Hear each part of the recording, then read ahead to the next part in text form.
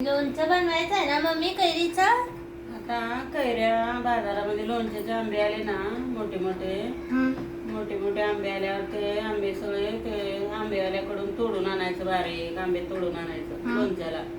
तोडून आणून ते काय करायचं, धुवून घ्यायचं, सगळं स्वच्छ धुवायचं.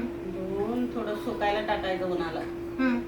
उन्हाला सुकल्यावर मोहरी, मेथी सगळं मिक्सर मध्ये वाटून घ्यायचं बारीक. मोहरी आणि मेथी बारीक वाटून, हळद, सगळं जिरे, बडेसोप आपल्याला काय टाकायचं ते त्याच्यामध्ये सगळं वाटायचं.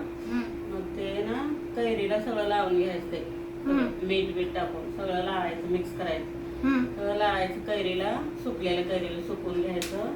मग त्याला लावून ना वरून भरणीमध्ये भरायचं. मग गरम तेल टाकायचं, त्यामध्ये गरम करून तेल. मग थोडं थंड व्हायला ठेवायचं. मग झाकण लावून ठेवायचं त्याच्यावर. मग लोणचं बनतंय, मस्त मुरतंय लोणचं. त्यात टेस्टी लोणचं होतंय आंब्याचं. हिरवा ना लोणचं ना एकदम टेस्ट लागतंय आंब्याचं. मोठे मोठे आंबे पाहिजे लोणच्याला. हिरवा असते कलर, हिरवेगार कलर असतंय. मग गावाकडल्याचं लोणचं बनतंय. गावाला एक बाई बनवती ना, मी शिकले होते तेच बनायचं. असं बनवायचं. त्या हे होतं ना वय, गेले होते मी लोणचं बनवून घ्यायला त्या बाईकडे.